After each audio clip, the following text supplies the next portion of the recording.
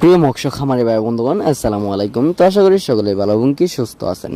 তো বরাবরের মতো আপনাদের মাঝে আবার একটি নতুন ভিডিও নিয়ে চলে আসলাম। তো আপনার ভিডিও স্ক্রিনে যে মাছগুলো লক্ষ্য করতে পারছেন, এগুলো হলো গিয়ে কাতল মাছের পোনা। যে কাতল মাছ কিনা বছরে 6 থেকে 7 কেজি ওজন হয়ে থাকে।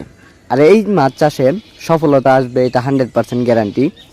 কারণ এই মাছ চাষ করে অনেক চাষি ভাইরা আমাদেরকে বলেছেন এই মাছ চাষে খুব অল্প টাকা খরচ করতে হয় এবং কি দ্বিগুণ লাভবান হওয়া যায়।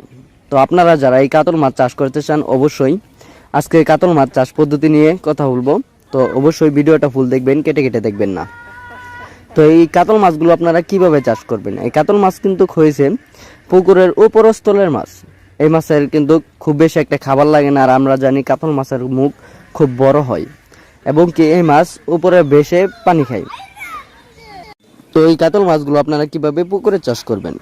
তো পুকুরের চারপাশে যত ময়লা আবর্জনা এবং কি যত আগাছা রয়েছে ওইগুলা পরিষ্কার করে নিতে হবে এবং কি পুকুরের পানিটা হতে হবে 6 থেকে 7 ফুট।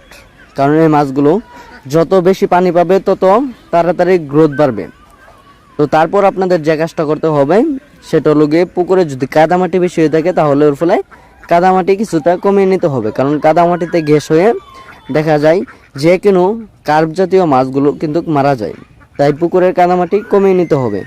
তো তারপর হলো গিয়ে পুকুরে দিতে হবে টিএসপি সার, মাটিয়া সার, সমিথন, আরও বিভিন্ন ধরনের যেগুলো মেডিসিন রয়েছে, হাঁস পোকা ক্লিয়ার এবং কি রয়েছে উস্তাদ,